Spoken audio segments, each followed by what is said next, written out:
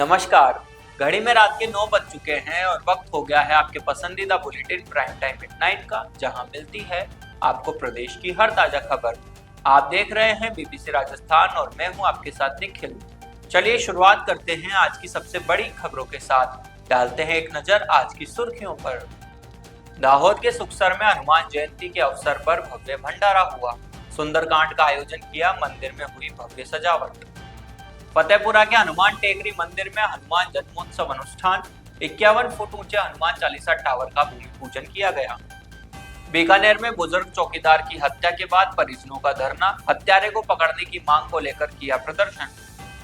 उदयपुर के दरौली के पास हुआ दर्दनाक सड़क हादसा, स्कॉर्पियो और ट्रेलर की हुई भिड़ंत, 2 युवकों की मौत।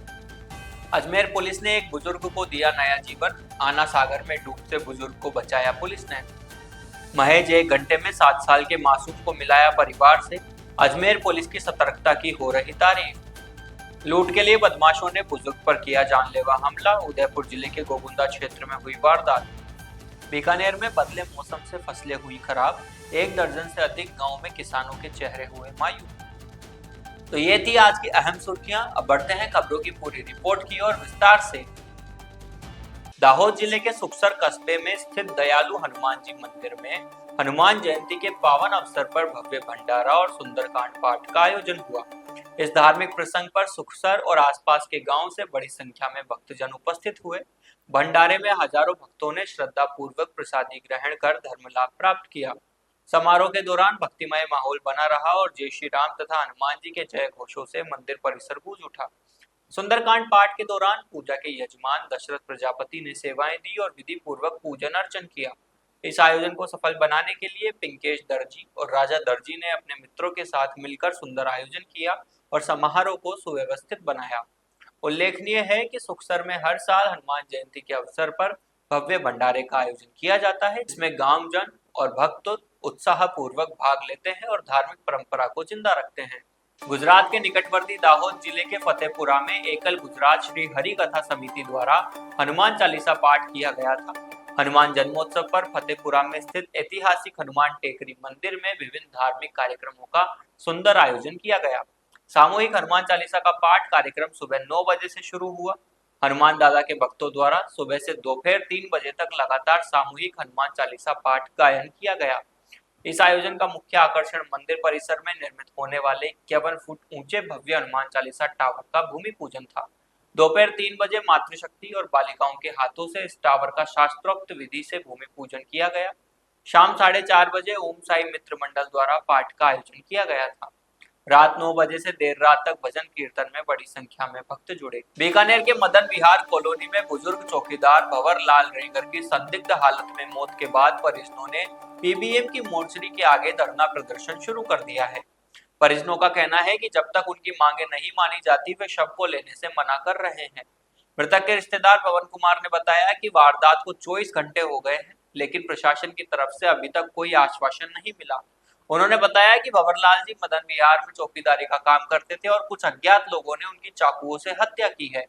परिजनों की मांग है कि आरोपियों की जल्द से जल्द गिरफ्तारी हो। मृतक की पत्नी को 1 करोड़ की आर्थिक सहायता और एक सरकारी सेवा दी जाए। परिजनों का कहना है कि मृतक की पत्नी नेत्रहीन है और उसका एक पुत्र कैंसर से पीड़ित है।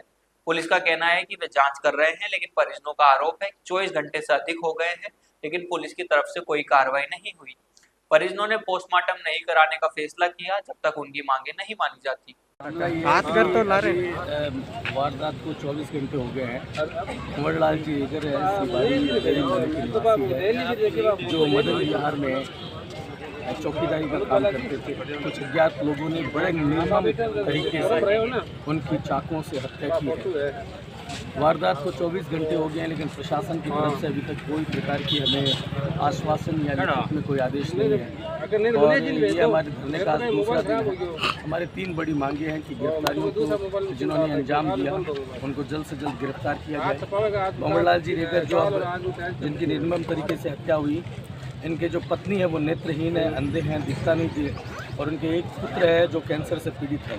इसलिए हमारी दूसरी मांग है कि सरकार की तरफ से हमारी जो रेगर समाज की तरफ से 1 करोड़ रुपये की आर्थिक सहायता और एक सरकारी सेवा, ये हमारी 3 बड़ी मांग है। और लेकिन सरकार की तरफ से या प्रशासन की तरफ से अभी कोई प्रकार का ये सक्रिय सहयोग या आदेश नहीं दिया। पुलिस क्या कह रही है आप? पुलिस कह रही है कि हम इन्वेस्टिगेशन कर रहे हैं, जांच चल रही है, लेकिन मामले को 24 घंटे से अधिक हो गए हैं, लेकिन किसी प्रकार का कोई पुलिस की तरफ से अभी तक हमारे पास नहीं। डेड बॉडी नहीं लोगे? हमने अभी पोस्टमार्टम नहीं कराया और हम तब तक पोस्टमार्टम नहीं कराएंगे जब तक हमारी मांगों को नहीं मानेंगे। ठीक है, नाम बता दो। मेरा नाम पवन कुमार है। अजमेर पुलिस ने अपनी सतर्कता और साहस से एक बुजुर्ग को नया जीवन दिया।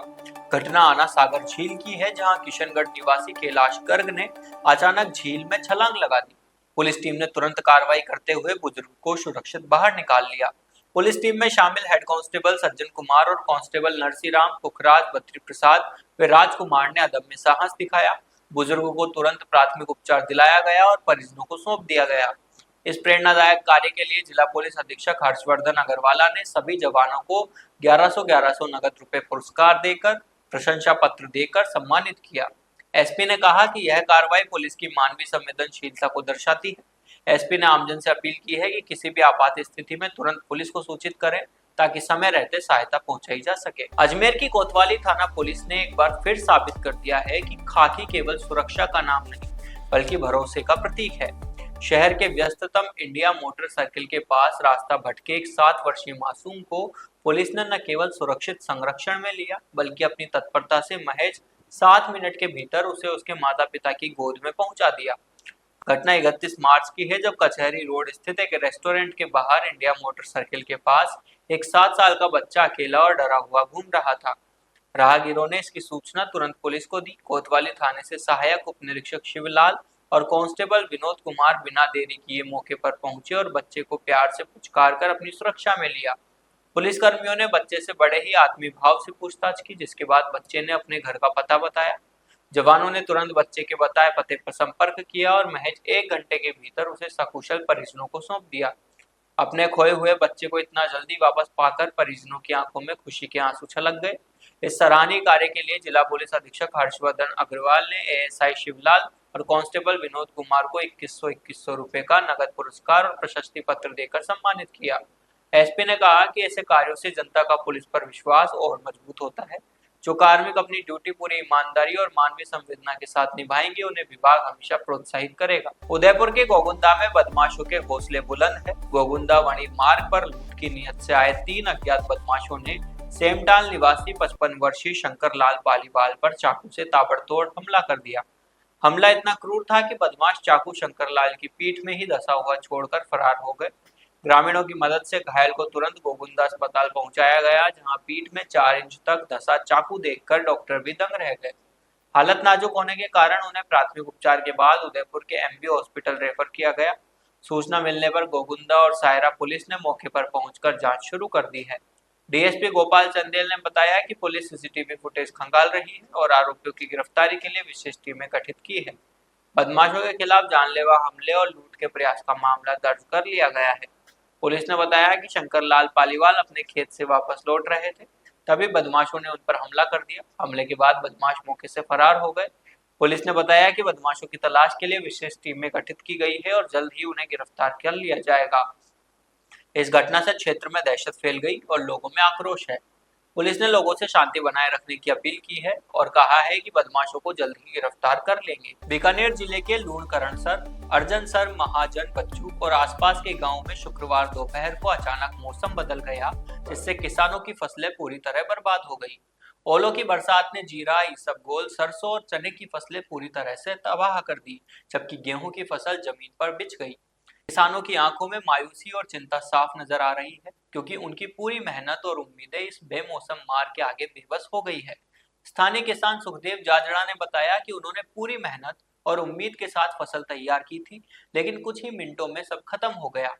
ग्रामीणों ने प्रशासन से जल्द गिरदावरी करवाकर उचित मुआवजा देने की मांग की है, ताकि किसानों को इस मुश्किल घड़ी में राहत मिल सके। फिलहाल बज्जू का हर किसान इसी सवाल से जूझ रहा है कि आखिर इस नुकसान की भरपाई कैसे हो। इस घटना से प्रभावित किसानों को सरकार की ओर से मुआवजा दिया जा सकता है, क्योंकि राजस्थान में बेमौसम बारिश और ओलावृष्टि से फसलों को नुकसान होने पर सरकार द्वारा मुआवजा दिया जाता है। उदयपुर के दरौली के पास एक दर्दनाक सड़क दुर्घटना में 2 युवकों की मौत हो गई, जबकि एक गंभीर रूप से घायल हो गया। मृतकों की पहचान विनोद मेनारिया पुत्र मांगीलाल निवासी खरसान थाना खेरोदा और दिनेश मीणा निवासी दरियावाद के रूप में हुई है। घायल शख्स की पहचान शाहरुख खान के रूप में हुई है, जिनकी हालत गंभीर बताई जा रही है। प्राप्त जानकारी के अनुसार ये तीनों युवक अपने गांव से उदयपुर लौट रहे थे, तभी उनकी स्कॉर्पियो ट्रेलर में जा घुसी, जिससे यह हादसा हुआ। स्थानीय पुलिस ने मौके पर पहुंचकर घायलों को अस्पताल पहुंचाया और शवों को पोस्टमार्टम के लिए भेज दिया। इस तरह के हादसे उदयपुर में पहले भी हो चुके हैं, जहां तेज रफ्तार और वाहनों की लापरवाही ने कई लोगों की जान ली। पिछले साल जून में भी उदयपुर के बेकरिया थाना इलाके में एक दर्दनाक हादसा हुआ था, जिसमें 5 लोगों की मौत हो गई थी। तो ये थी आज की बड़ी खबरें। राज्य की हर छोटी बड़ी हलचल को जानने के लिए जुड़िए हमारे साथ हर रात 9 बजे BBC Rajasthan prime time at 9 पर। अगर आप भी अपने क्षेत्र, संस्था, समाज या संगठन की खबरें हमारे साथ साझा करना चाहते हैं तो हमें संपर्क करें 9414102499 पर और राजस्थान की हर ताजा जानकारी के लिए फॉलो करें और सब्सक्राइब करें हमारे इंस्टाग्राम व यूट्यूब चैनल BBC राजस्थान को।